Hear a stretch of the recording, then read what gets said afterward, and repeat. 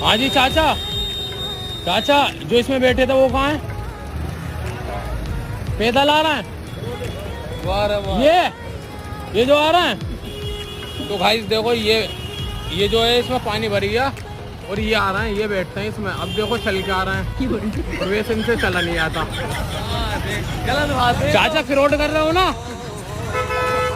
है चाचा, फिरोड कर रहे हो ना? इसका मतलब फिरोड आदमी हो है भाई? हाँ कह रहे हैं। हाँ तुमसे तो चला नहीं जाता, इसमें बैठते हो तुम, अब कैसे चल रहे हो? पड़ेगा भाई, मजबूरी करना महात्मा गांधी है। लो सही बात, अब चलो बैठ बोलते भी ना हो उसमें, इसमें बैठ के तो बोलते भी ना हो।